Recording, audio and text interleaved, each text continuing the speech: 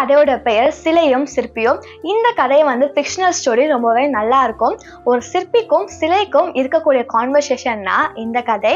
ஒரு நாள் சிற்பி ரொம்பவே அழுதுகிட்டு அவர் வாழ்க்கை நடக்கக்கூடிய கஷ்டத்தெல்லாம் புலம்பிகிட்டே வந்து செதுக்கிட்டு இருப்பாரு சிற்பத்தை. அப்போ ஒரு குரல் கேட்கும், சரி விடுங்க வாத்தியாரே பார்த்துக்கலாம் அப்படின்னு.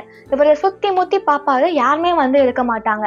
அங்க என்ன பாக்குறீங்க, இங்க பாருங்க வாத்தியாரே அப்படின்னு அவர் செதுக்கிட்டு இருக்கக்கூடிய கல்லு அவரை வந்து கூப்பிடும். இவர் அப்படியே பயந்து போய் கீழே விழுந்துருவாரு. அப்புறம் எழுந்து நின்று கேட்பாரு, நானே வாழ்க்கையில என்ன நடக்குதுன்னு தெரியாம இருக்கேன், என்ன பார்த்து நீ வாத்தியார்னு கூப்பிடுறியா அப்படின்னு அவர் கேட்க, அதுக்கு அந்த கல்லு என்ன சொல்ல தெரியுமா? அப்படி அந்த கல் என்னதான் சொல்லிச்சு அதை தெரிஞ்சுக்கணும் அப்படின்னா நீங்க இந்த புக்கை வாங்கி படிச்சு பார்த்து தெரிஞ்சுக்கோங்க. அப்போதான் நல்ல ஃபீலா வந்து இருக்கும். ஆனா இந்த கதையோட மோட்டிவ் என்ன அப்படி தெரியுமா? நிரந்தரமே இல்லாத இந்த உலகத்துல இந்த வழி நிரந்தரம் அப்படின்னு நினைச்சு தேவையில்லாம நேரத்தை வீணாக்கவே கூடாது. அதைத்தான் இந்த கதையை வந்து அழகா வந்து சொல்லியிருக்கோம்.